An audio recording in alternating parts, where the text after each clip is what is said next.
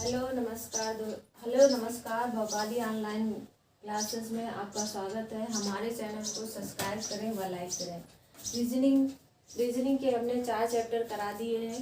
पहले कैलेंडर कराया था, फिर इसके बाद डाइस कराया, डाइस के बाद मैंने कोडिंग की कोडिंग कराई और कोडिंग के बाद घनगणना कराया। आप वहाँ से डिस्क्रिप्शन बॉक्स से देख सकते हैं।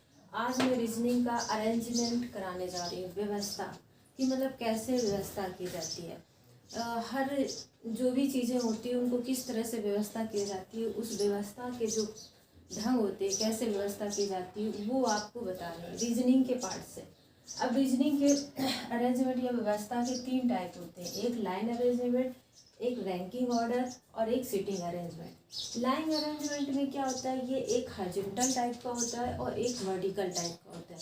हॉरिजॉन्टल में क्या होता है कि हॉरिजॉन्टल मतलब होता है कि जैसे कोई ये लाइन खींची हुई है, मतलब क्या होती है, 36 होती है। तो 36 क्या होती है, हॉरिजॉन्टल होती है। यहाँ पे दिखाया है हॉरिजॉन्टल मतलब 36 होती है। तो हमें अब ये 36 पास हो और यहाँ पे क्या होता है, ये वर्टिकल होती है, ये वर्टिकल होती है। तो आज हम लाइन अरेंजमेंट पढ़ाएंगे, रैंकिंग ऑर्डर और सीटिंग अरेंजमेंट अलग अलग टाइप से पढ़ाते जाएंगे। अब आते हैं कि लाइन अरेंजमेंट होता क्या है, उसके किस तरह से करते हैं, वो चीज़ें देखते हैं। लाइन अरेंजमेंट में ये होता है कि जैसे हमने ये हॉरिजॉन्टल टाइप की क्षैतिज रेखा देखी, तो हॉरिजॉन्टल टाइप की क्षैतिज रेखा ये बना ली और इसमें क्या किया कि इसमें लेफ्ट और राइट देखते हैं कि ये बायां है या ये दायां है। तो ये बायां और दायां को हम देखकर ही इस कॉन्सेप्ट को तैयार करके या इस कॉन्सेप्ट के द्वारा यूज़ करके ही हम सवाल को करते हैं। अब जैसे ये देखते हैं, एक क्वेश्चन है, एक पंक्ति में मोनिका का स्थान एक सिरे से 16वां स्थान है, दूसरे सिरे से 28वां स्थान है। तो पंक्ति में कुल कितने व्यक्ति हैं, ये हमसे पूछा गया कि कुल कितने व्यक्ति हैं। मतलब कि क्या है कि ये मोनिका जी हैं, इनके एक सिरे से 16वां स्थान है और दूसरे सिरे से 28वां स्थान है।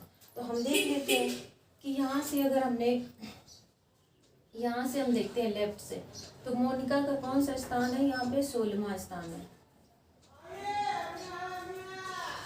मोनिका का 16वां स्थान है।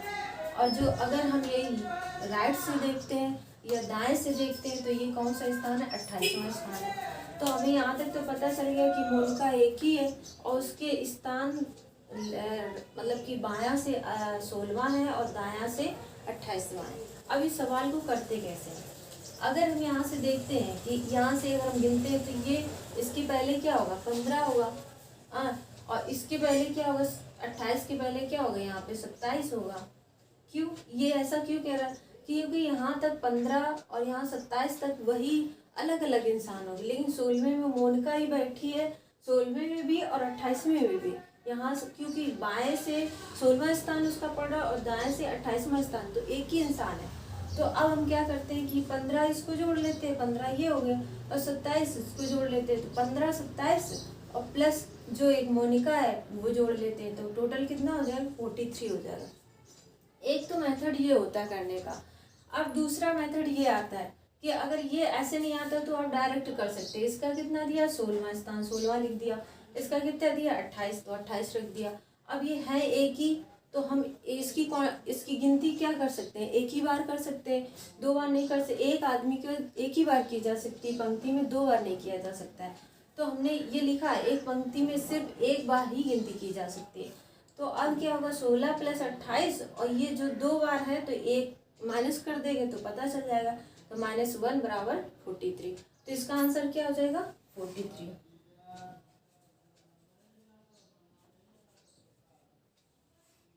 कुल कितने व्यक्ति हैं, 43 पता चल गया। अब आते हैं क्वेश्चन दूसरे में।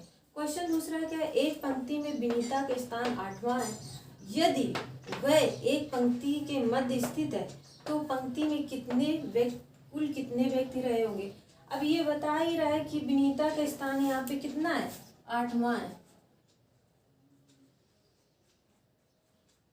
विनीता का स्थान क्या, 8वां है इस पंक्ति में। तो यहाँ से हमें पता चल रहा है कि जब मध्य का पता चल रहा है कि 8 है, तो बगल में क्या होंगे, 7 7 होंगे।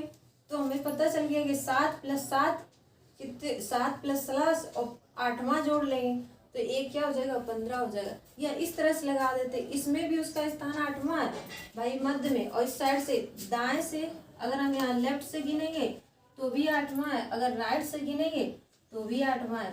तो लेफ्ट से गिनेंगे तो भी 8वां है, राइट से गिनेंगे तो भी 8वां है। तो हम 8 + 8 और माइन एक ही बार मूल का एक ही है तो उनके एक माइनस कर देंगे तो ये क्या हो जाएगा 15। तो इस तरह इसका आंसर हो जाएगा 15। अब इसके बाद आते हैं क्वेश्चन 3 में। अंग्रेजी वर्णमाला में कौन सा अक्षर है जो मध्य में आता है?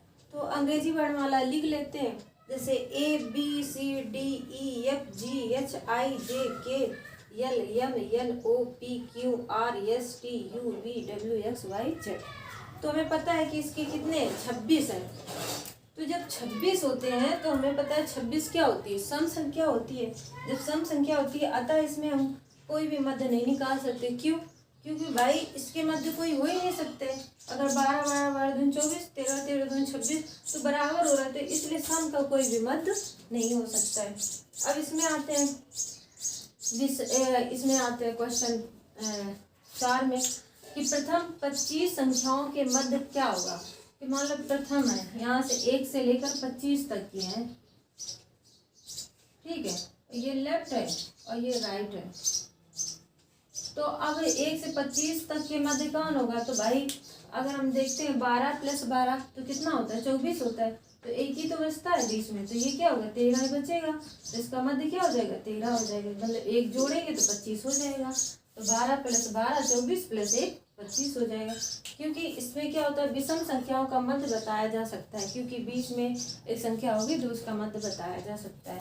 क्वेश्चन 5 में आते हैं। 20 व्यक्तियों की एक पंक्ति में यदि विजय को 3 स्थान बाएं स्थानांतरित किया जाता है तो बाएं सिरे से 8वां स्थान पर पहुंच जाता है। तो दाएं सिरे से प्रारंभिक स्थान पे क्या कह रहा है कि 20 व्यक्तियों के एक पंक्ति का विजय तीसरे स्थान पे पहुंचा है। 20 ये मान लो कोई है, अब उसमें से कह रहा है कि वो उसके तीसरा स्थान, जैसे मान लो हम किसी 20 से गिनते हैं कि 1 2 3 3, तो ये 8वां स्थान पे पहुंच जाता है। तो ये 8वां है, तो इसके 3 ये क्या होंगे 1 9 10 और 11, तो यहाँ 11 हो जाएगा। मतलब यहाँ 11 बार रहा होगा तो ये 8वां होगा। तो 8वां है, तो इस दाएं से उसका 10वां स्थान है। कैसे दाएं से 10वां? ये 11 है, तो यहाँ से गिनेंगे तो ये क्या हो जाएंगे 10 हो जाएंगे।